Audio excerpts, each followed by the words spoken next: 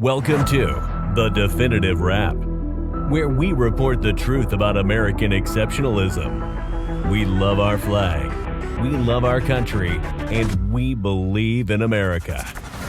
The Definitive Wrap, where we respect people of faith, the men and women in blue, and our support for Israel. And now your hosts, Bela Sebro, she's the nice one, and Alan Skorsky. He's not so nice. But together they are The Definitive Wrap. I'm Alan Skorsky with my co-host Bela Sebro, and welcome to The Definitive Wrap, where we discuss the news items the mainstream media just won't touch. The Definitive Wrap is proud to be the official podcast of VinNews.com. I wanted to open today's show acknowledging that this past Sunday was the 45th anniversary of the historic IDF rescue at Entebbe Airport, where 106 Israelis were held hostage by PLO terror-affiliated organizations. The operation, first titled Operation Thunderbolt, was later renamed Operation Yonatan after its leader, Yoni Netanyahu. Today's guest, former New York Assemblyman Dov Hikind, whom Bela will introduce shortly, is the Operation Thunderbolt in combating anti-Semitism. We are repeatedly being told that Nazism didn't start with the gas chambers, it started with words. Actually, Nazism started with an agenda that later became mainstream, all while Europeans and the West remained silent. Today, we have the Free Palestine terror movement, which includes groups like CAIR, Students for Justice in Palestine, university faculties, academia, and now the halls of Congress, which seek to dehumanize and delegitimize Israel with the ultimate goal of severing the U.S.-Israel relationship. Like in Nazi Germany, the West is silent. Then they could say, we didn't know. Today, it's anti-Zionism isn't anti-Semitism, or we can't rock the political boat, or we can't respond harshly to the purveyors of hate if they are female, have a tan complexion, and certainly not if they have Islamic ancestry. Yes, I am talking about Ilhan Omar, Rashida Tlaib, and the most poisonous of these snakes, Linda Sarsour. Worse, we are witnessing the utter silence and cowardice of Jewish groups who call themselves leaders, whether it is Jewish groups with multi-million-dollar budgets or Jews elected to Congress, who either issue timid letters of criticism or people like Chuck Schumer who claim, I am working behind the scenes. We will discuss all these issues today during our interview with Dov Hikind. Bela? Thank you, Alan. With the recent surge in anti-Semitic attacks across the United States and the reaction of the Democratic radical left indicates that they treat anti-Semitism with a double standard compared to other hate crimes. When you have people in our own government contributing and fueling the flames of anti-Semitism, calling Israel an apartheid state, a racist state, it is no surprise that things will go bad. We have in the United States Holocaust survivors, their children and grandchildren who never thought they would live to see this again. Envision if you are an African-American family and you look out your window and see a cross burning on your lawn. Imagine the trauma that would invoke. Now, when Jews are being attacked and schools are being burned, the shock and pain that brings is tremendous. And that's what the Jewish community is going through now. They are seeing anti-Semitism come back to life, and there are people in the United States Congress who are not helping. In fact, they are hurting the problem. With us today is a man, a hero, whom I have personally admired since I was a child. And I have attended rallies to hear him speak, and that is Dov Hikind. Dov is an Orthodox Jew, American politician, activist, and radio talk show host. Dov is a former Democratic New York State Assemblyman representing Brooklyn's Assembly District 48, having held this position for 35 years from January 1983 until December 2018. He is the founder of Americans Against Anti-Semitism. Americans Against Anti-Semitism is a grassroots coalition that mobilizes supporters to take social action against anti-Semites. Dov, it gives me tremendous honor to welcome you to our show. Well, I am delighted to be with both of you, and both of you have basically presented all the talking points that I communicate on a daily basis with media. You guys are so on target and see it so clearly what is happening in America, what is happening all over the world with regard to anti-Semitism. You know, in 1944, my mother, you know, this is very personal to me. My mother went to Auschwitz, not willingly, with her mother, members of her family, brothers, sisters, nephew, nieces. And, you know, on cattle cars arrived in Auschwitz. The day they arrived, my grandparents, other members of the family went straight to the gas chambers. That is the reality of anti-Semitism. The only crime they committed, the only crime, 6 million Jews, 2 million children, right? The only crime they committed was the fact that they were Jews. That's it. Right. And it didn't matter what kind of Jew you were. You know, it absolutely, you know, you could have atheist, you could have converted to Catholicism. It didn't matter. You were a Jew, you had Jewish blood, you needed to be removed from this world. Absolutely. And I could never imagine that right now in 2021, that the number one question people ask me, young families, middle-class families, you know, who have homes and, you know, live a very decent life in America. But the number one question they ask me, is there a future in America? How much time do you think we have left? I mean, just the idea of that question in this great country that we live in, that people are truly concerned. And I have to say, they should be. You know, we see things going on that I have never seen before. And we cannot take a chance. We cannot say, it can't happen here. Right. By the way, German Jews and French Jews and Jews from other democracies in Europe, do you think they imagine that it could happen in their countries? Of course not. Impossible. Right. So we are, you know, living in a very difficult period. And the question, of course, is always, what do you do? How do you deal with it? So my question, doing nothing is surely not an option. Yeah, I'm in absolute awe of what you're doing, and I'm not the only one who shares this opinion. I'm so in awe of what you're doing and what you stand for, because you don't just talk the talk, but you walk the walk.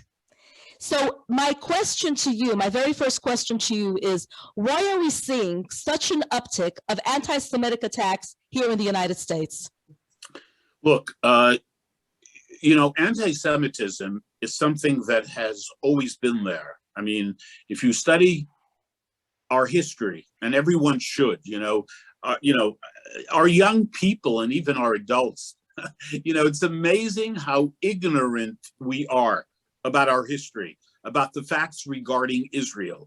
If you study our history, you know, anti-Semitism on one level or another has always been there. You know, we've had periods, whether it was in Spain and Portugal, other countries of the world, where, you know, things were a little better for a while and we celebrated that, the golden age of whatever.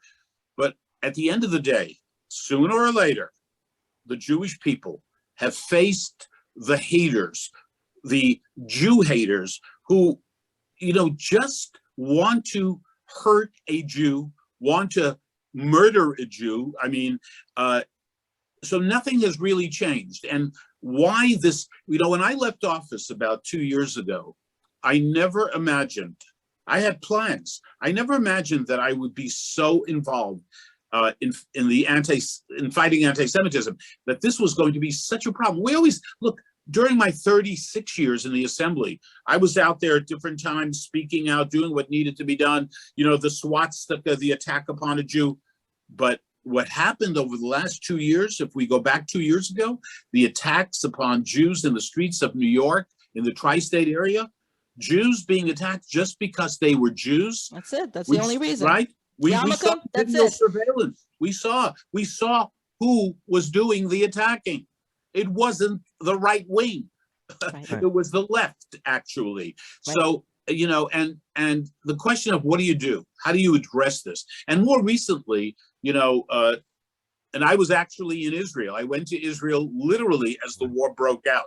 In fact, my flight to Israel on a Tuesday, I remember, on Delta at that time, was canceled because the airport was under attack, and all flights to the airport were closed in Israel, and I had to wait till the next day to go. But I was in Israel and saw what was going on. I saw mothers running with their babies to shelters, because when the siren goes off and those missiles are coming in, there's no guarantee where it's going to hit. That's right. And every one of those 4,500 missiles that were shot at Israel was meant to murder men, women, and children. Oh, yeah. So we had an outbreak of anti-Semitism all over the world. You know, we all watched it. We saw it. I mean, the hate that we saw on the faces of young Muslims and the attacks upon Jews. And by the way, just let me point this out. You know, a lot of our enemies like to say, oh, it's not about Jews. You know, we like Jews. Some of my best friends are Jews. It's about Zionism and so on. Right. I can tell you that the attacks that took place, the perpetrators did not ask the victims, are you a Zionist? That's right. That's right. The That's an issue was, amazing are you a point. Jew? Absolutely. You Right. have a Star David, you wear a yarmulke, you have a beard. Right. That was the issue. They were That's looking for Jews, not for Zionists. That's right. Yep. Right. Yep. So, Dov, I want to ask you, and this is such a big part for me. One of the problems is that we, the Jewish world, don't take these threats very seriously. Condemning anti-Semitism is not political.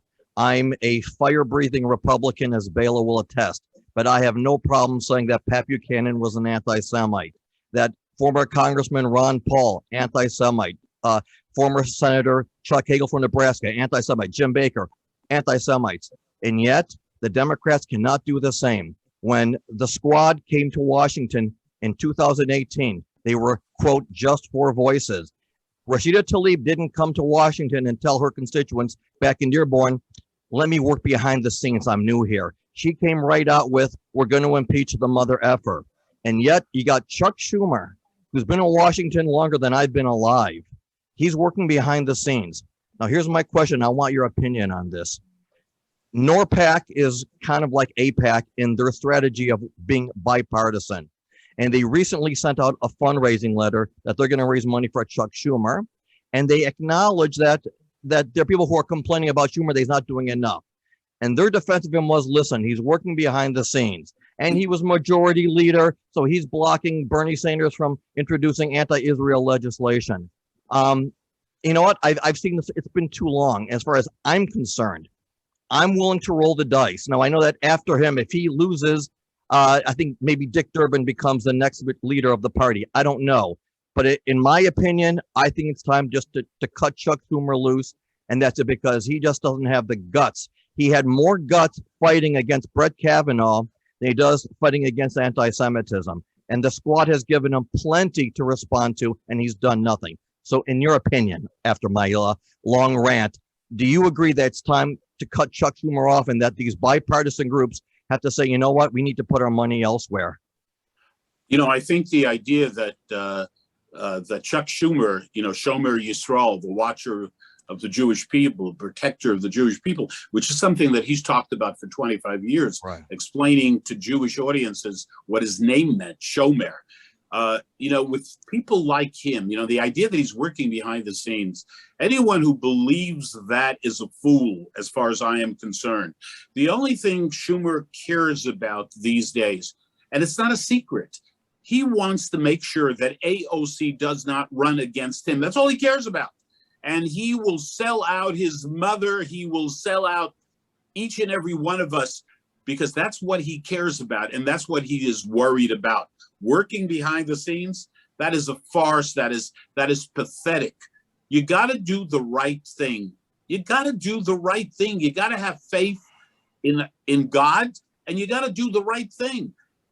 And calling out Schumer is something that we all understand. Where in God's name is he? I mean, he's missing in action, as are many other Jewish members of Congress. You know, all my life politically, I've always said to people, you know, when people in our community are very proud of the fact that we have a quote unquote Jewish candidate, oh, he's a Jew.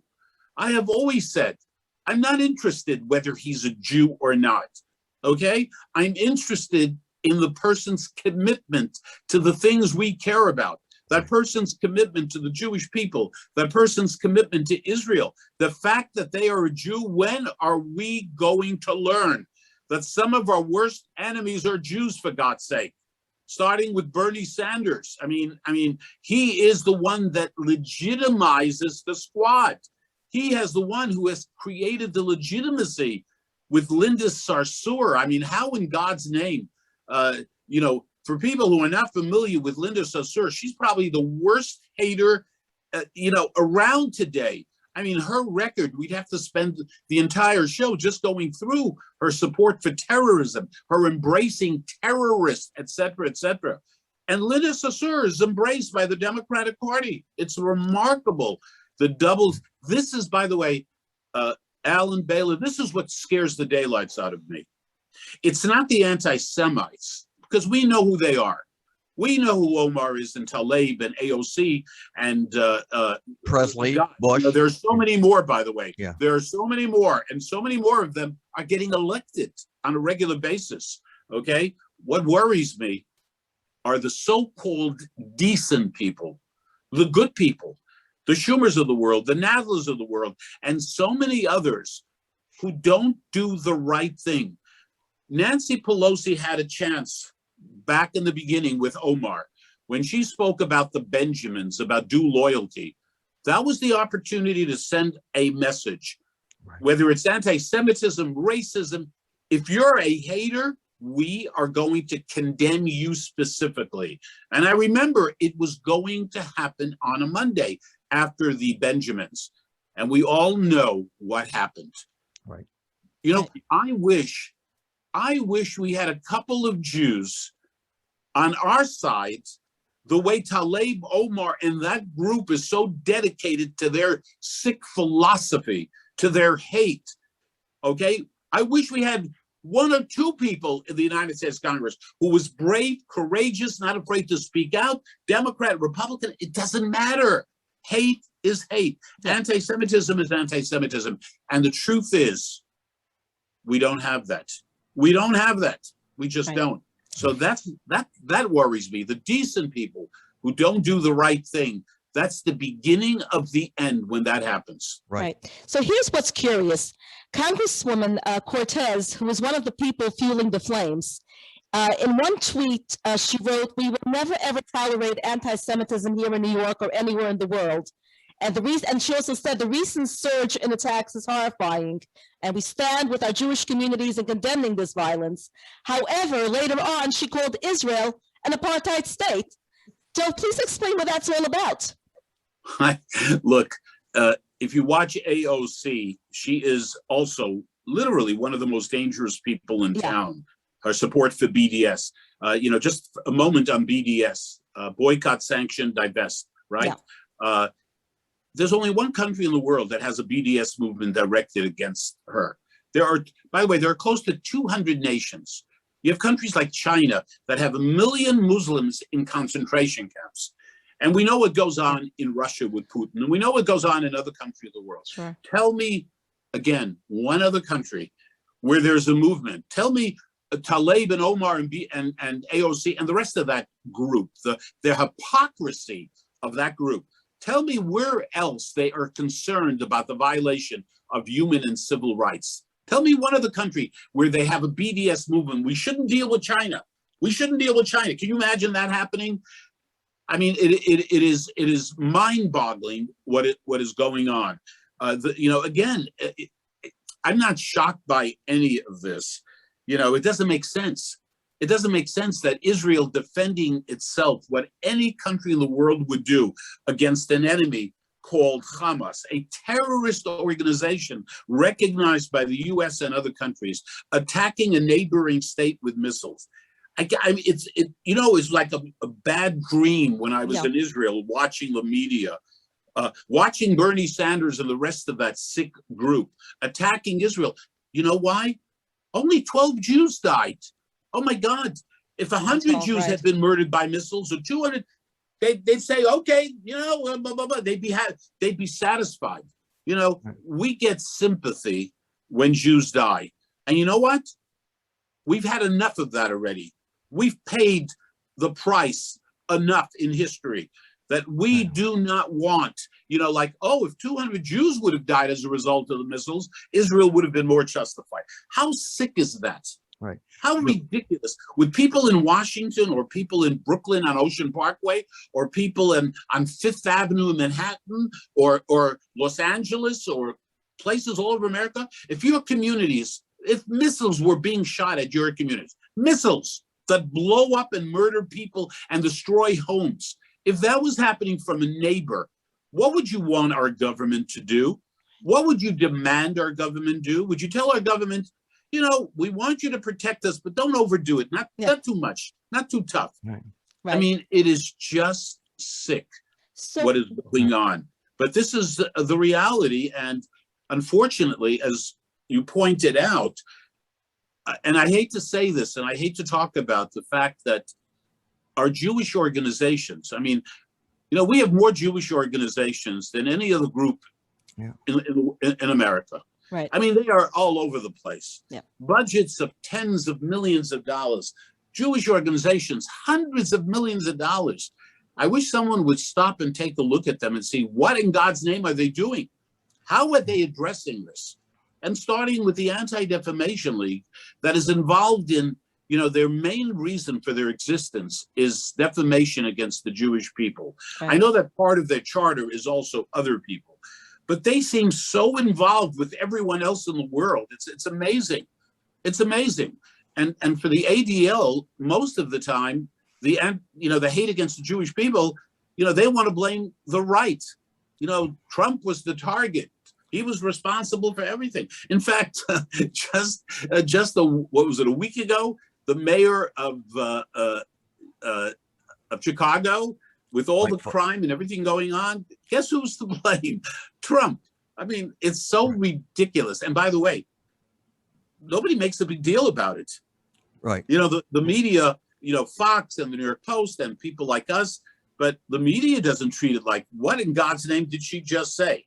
Right. What is it? Trump is not here anymore. He's to blame for the violence that's going on. I mean, the anti-Semitism that's going on in America is out of control. But the violence going on in America, in city after city in America, and by the way, you know what they all have in common? They have Democrat mayors. Right. Yep. I'm sorry. So what are the politics really at play here? What's the objective? What's the end game of all this? What are other Jewish members of the Senate and the House doing? What about the Democrats who aren't Jewish? Why aren't they speaking up? Well, look, the Republicans speak out, and they are, again, the fact is— I'm talking about the Democrats who aren't speaking up. Yes, there's some, look, there were some Democrats after Omar did her latest stunt, I mean, which, everyone in the media, CNN and MSNBC, everyone should have gone crazy. They didn't quite go crazy. When she made the comments about the United States, Israel, comparing them to the Taliban and to Hamas, I mean, that was like, it crossed every single line, okay? And what happened? Some of the Jewish members of Congress, by the way, some, not even most of them, only some members of the Congress saw that as so egregious that they wrote a letter, okay? And of course, they were attacked by the squad. They were attacked by the other radical members of the Democratic Party. But many of the Jewish members didn't even sign on to the letter. Doesn't that tell you everything that you need to know? So it is about politics.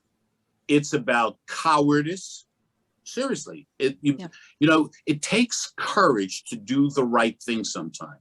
I know that the Democratic Party, the Republicans and Democrats in the House, the numbers are very, very close. So, they don't want to alienate these anti-Semites, okay, these radicals. But wait a second. What happened to doing the right thing? And that is not happening. Clearly, that is not happening. Because, again, as I said before, Nancy Pelosi had a chance a couple of years ago to send a powerful message that if you indulge in anti-Semitism, the kind of anti-Semitism that Omar was participating in, the old thing, as you guys know, the Jews control everything, right? You know that, right? That's why we control the media. That's why we're so happy with the New York Times. They're so wonderful. And the Washington Post and all the networks, they're so great, because we control them. And by the way, we control the banks. We control everything. We are 15 million Jews in the entire world. People don't realize. I did a survey with randomly in the streets, asking people, how many Jews do you think there are in the entire world? Because Jews are always in the newspapers, and Israel, you would think God, and people would say to me 150 million, 200 million Jews. You know, when people find out there are 15 million Jews in the entire world, that includes Israel, America, and every other place, and there's just about 8 billion people, and the world is consumed with the Jewish people, about Jews, Jews and Jews and Jews. And, you know, do we need to apologize because many Jews are successful in what they do? Do we need to say, sorry, oh, too many Jewish lawyers, too many Jewish doctors? Oh my God, we got to start telling our children and grandchildren, don't go to medical school. It's not good for the Jewish people. Right. Do we need, maybe that's part of the solution. Right. You know, Jews should be carpenters. Jews should be farmers. Maybe the anti-Semites will like us more. So one of the tactical mistakes that we make, and I'd like your opinion on this as well, is that we are bringing squirt guns to a gunfight. They are engaging in propaganda, blood libeling Israel, and we're responding with truth. We have groups like Palestinian Media Watch and Memory who put the truth out there, but who cares? You mentioned Linda Sarsour earlier. I don't know if you saw her latest tweet where she about the Israelis, the rescue team in Miami, saying that it's funny. I mean, I'm paraphrasing it. Basically, she said that Israel is used to bombing buildings with people in it, and here they're coming to rescue people, you know, who are underneath it already. What a blood libel. So we can come on and say the truth, but it doesn't matter, and that's our problem. No one was responding back to her saying, you know what, instead of being consumed with Israel, be more concerned about the children who you're putting suicide belts on. We are not fighting them at the same level. We need to learn. You know what, Donald Trump, you know, punched back very hard. And maybe that's our problem. We think that if we respond to their lies and their blood libeling with, no, we're not guilty of apartheid. Look, we have Arab doctors. You know, when hundreds of years ago, when they accused Jews of using Christian blood for matzahs, we didn't respond with, no, we're not. Look at how we make matzah. And we're not in the same mentality. You don't fight lies and blood libeling with the truth, because the truth is not at issue here. Right. Look, you're absolutely correct. And Bela asked me the question before about Israel being compared to an apartheid state. I mean, how can anyone, when you look at the politics in Israel, the elections that just took place, what did we have, 5 elections in Israel in a short period of time? That's called democracy. You now have a government in the state of Israel made up of political parties from the right to left. They have an Arab party that is connected to the Muslim Brotherhood, for God's sake. And you know what you call that? Democracy. That's democracy. I may not like it. You may not like it, but democracy. Apartheid state? Oh my God. But you know what? You know, it's the big lie. You say it again and again, and it becomes reality to a lot of people. Most people don't want to be confused with the facts. Don't confuse me with the facts. I know what the truth is. They have no idea what they're talking about, but it doesn't really matter. It really doesn't matter. You know, the Israeli military, you know, everybody knows, people know this, the experts know this. You know, what military does what the Israeli military does? When they attacked that building where the Associated Press was located and that the terrorists were using for nefarious purposes, right? Here you have a building. We all saw that building come down. Well, I don't know, 8 stories, 10 stories. What did the Israeli military do before they bombed the building? They went to the freaking landlord and they said, we're going to bomb this building in a half hour. Get everybody out of the building. I don't know if the American military did that in Afghanistan and in Iraq and many other places in the world where we were fighting terrorism. We let the landlord know to get everybody out of the building. We warn, Israel goes after these terrorists. We're not talking about army versus army.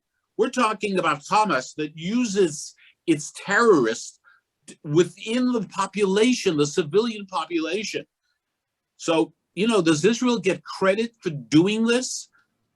You know, they send messages to people, you know, get out of that building. Nobody cares. Right. Nobody's interested. But Alan, Bela, we need to stop apologizing. There's nothing to apologize for. Right. We need to be strong. We need to be proud. I love America, and I'm a proud Jew. I'm not afraid, and you can't be afraid. People come to Americans Against Anti-Semitism to tell us of things that happened to them. And you know what the next thing they say to me? Please don't use my name. Right. They're afraid. They're Right. the victims, and they're afraid. That's how it is. Yeah. Okay, and that is not good, because if I can't use your name, it never happened. When Right. I go to a newspaper, to the New York Post, to tell them of a great story, and they say, okay, can I talk to the victim? No, the victim won't talk to you. Then it never happened. It never happened. Right. Yeah. You know, so this is a big problem. We need to, when we are afraid, our enemies win.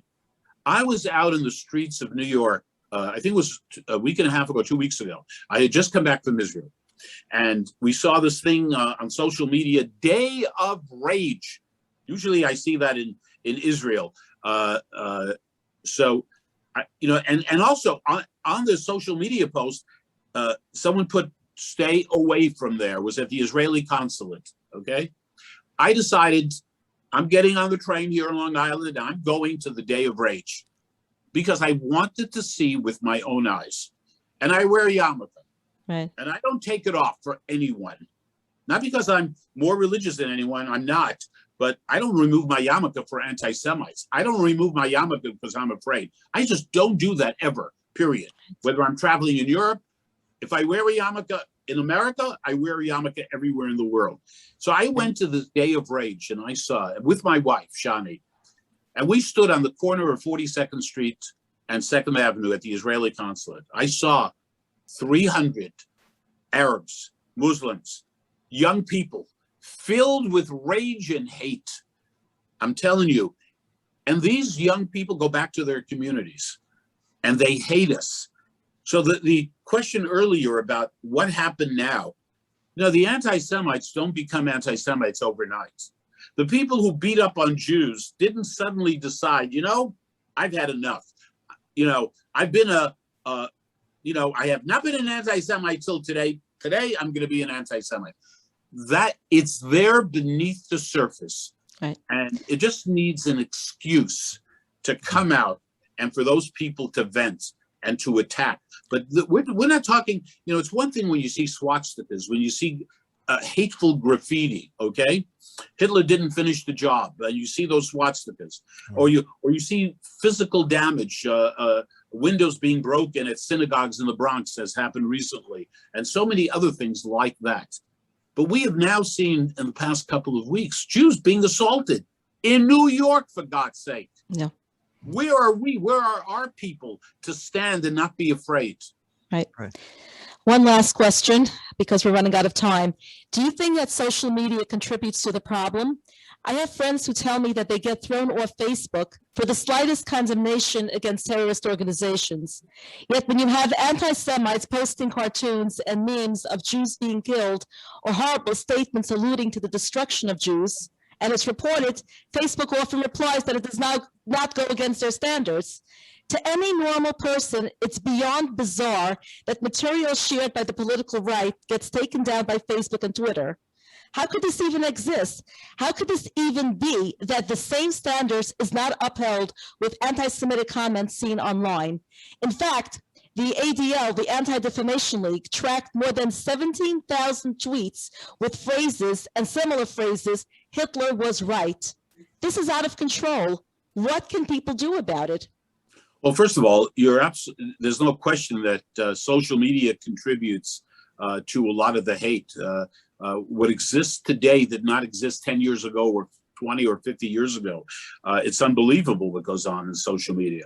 You know, with social media, you can say what you want to say, the most hateful thing in the world, and you're not facing anybody. You know, people may not say something to my face, but on social media, they can say anything they want, and you know, they're real. There's a double standard. There's a double standard. Yeah, well, there's a double standard all over the place, and we have to, you know, we have to deal with that. Figure out, how do you deal with that? It exists in the media. You're talking about social media. How about the media in general and the way they treat Israel, the way the New York Times treats Israel? I mean, the New York Times is the most dangerous newspaper for the welfare of the Jewish people. And what have we done about that? What Jew who cares about Israel still buys the New York Times because, oh, I need the New York Times. I can't live without the New York Times. I'm a businessman. I need the New York Times. What kind of baloney? How does anyone buy a New York Times? It is the most important newspaper in the entire world. It is a fact. Okay? It is a great newspaper, by the way, but it is the most dangerous newspaper for the Jewish people. And we need to address that. And by the way, Americans Against Anti-Semitism in the coming weeks, I'm not going to talk about it now, is going to be involved in a major campaign with hundreds of thousands of dollars directed at the New York Times. Stay tuned. I don't want to talk about it until we're ready to go public. And I'm talking about spending hundreds of thousands of dollars to do whatever we can to address the New York Times, because the New York Times is not just a newspaper. As they say, it is the newspaper of record. And it's true, because if the New York Times says it, it's true. Right. Okay. Dov, we're out of time. Thank you again for all you are doing and fearlessly calling out and combating anti-Semitism. Thank you to our audience for tuning in, and to VinNews.com for our show being their official podcast. Thank you so much. Thank you. Thank you. Thanks for listening to The Definitive Wrap with your hosts, Bela Sebro and Alan Skorsky. Be sure to tell your family and friends they also can listen to The Definitive Wrap on Apple Music, Spotify, Google Play, and your favorite streaming service. See you next time on The Definitive Wrap.